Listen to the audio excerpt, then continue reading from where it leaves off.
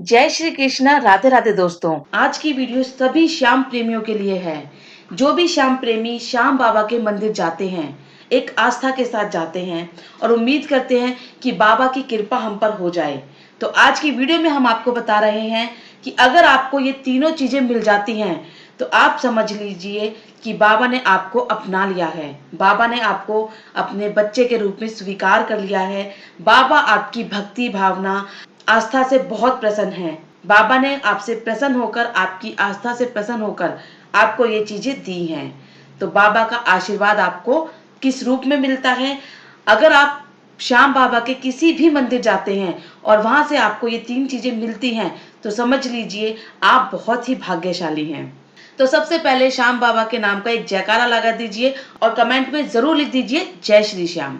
दोस्तों, श्याम बाबा के मंदिर में आप चाहे खाटू श्याम जाएं, चाहे चुलकाना धाम जाएं या श्याम बाबा के किसी भी मंदिर में आप जाते हैं, उस मंदिर में अगर आपको कोई फूल, गुलाब का, गेंदे का या किसी भी चीज का या कोई सा भी फूल आपको मंदिर से मिलता है या बाबा की उतरी हुई माला आपको मिलती है तो समझ लीजिए बाबा ने आशीर्वाद के रूप में आपको वो माला या फूल आपको दिया है।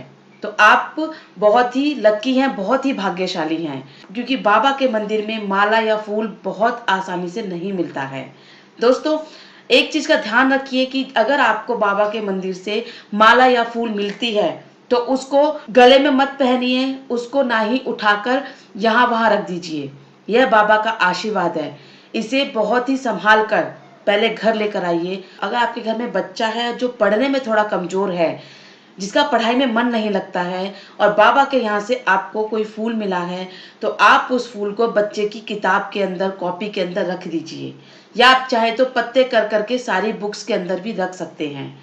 और जब तक वो सूख ना जाए तब तक उन फूलों को किताब के अंदर ही रखे रहने देने चाहिए और देखना कि बाबा की कृपा से बच्चे का पढ़ाई में मन लगने लगेगा। और अगर आपके घर में बच्चा नहीं है तो उस फूल को बाबा का आशीर्वाद समझ के अपने मंदिर में रखिए और जब तक वह फूल पूरी तरह से ना सूख जाए उस फूल को मंदिर से नहीं हटाना है। उसके बाद जब वो फूल सूख जाए आप चाहे तो अपने लॉकर में रख सकते हैं या फिर आप उस फूल को किसी गमले में भी रख सकते हैं ताकि वो इधर उधर ना गिरे। और यही आपको माला के साथ करना है। अगर आपको बाबा के मंदिर से माला मिलती है, गले में माला पहन लेते हैं, ये भगवान का अपमान होता है। आप उनकी बराबरी कर रहे हैं। आपको जो माला बाबा के मंदिर से मिलती है, सबसे पहली बात ध्यान रखनी है कि अगर माला आपको मिल रही है तो आप किसी की माला छीनिएगा नहीं, क्योंकि छीनने से आपको बाबा की कृपा ऐसे नहीं मिलेगी। आशीर्वाद बाबा का आपके ऊपर है, लेकिन अगर बाबा ने वो माला किसी और के लिए भेजी है तो आपका छीनने का कोई हक नहीं बनता है। तो अगर माला खुद ब खुद आपके हाथों में आती है तो आप उस माला को लीजिए, अन्यथा आप उस माला को छीना झपटी बिल्कुल मत कीजिए। यह बाबा के आशीर्वाद का अपमान होता है। तो अगर आपको माला अपने आप आपके हाथों में आकर मिलती है तो आपको वह माला घर लेकर आनी है, उसको पूजा स्थल में रखना है और उसकी पूजा करनी है। जब तक वह माला पूरी तरह से नहीं सूख जाती है तब तक उस माला को भी मंदिर में रखना है। और जब वह माला सूख जाती है तो उस माला के सारे फूलों को आपको अच्छे से मसल लेना है। जब वो फूल सारे टूट जाएं, सूखकर बिखर जाएं, तब उन फूलों को आपको या तो किसी गमले में डाल दो या पार्क में किसी पेड़ के नीचे डाल दो। ऐसा करने से क्या होगा कि माला का बाबा के आशीर्वाद का अपमान नहीं होगा। इस चीज का आपको विशेष ध्यान रखना है। माला को इधर उधर नहीं पटकना है। ठीक है। अच्छा, अब मैं आपको बताती हूँ कि दूसरी कौन सी चीज है। जब आप श्याम बाबा के मंदिर जाते हैं तो आपको इत्र मिलता है। आप या इत्र लेकर जाते हैं या आपको इत्र जब आप चढ़ावे का सामान लेते हैं उसमें आपको इत्र मिलता है। और वहां का जो पुजारी है उसको आप जब अपनी थाली देते हैं तो वह आपको इत्र वापस कर देता है। तो ये भी बहुत अच्छे संकेत होते हैं। आपको उस इत्र को घर लेकर आना है और 3 दिन के बाद आपको उस इत्र को श्याम बाबा को लगाना है मंदिर में। सिर्फ और सिर्फ श्याम बाबा को लगाना है और किसी भगवान को नहीं लगाना है। और आपको हमेशा ऐसा 3 दिन बाद ही करना है।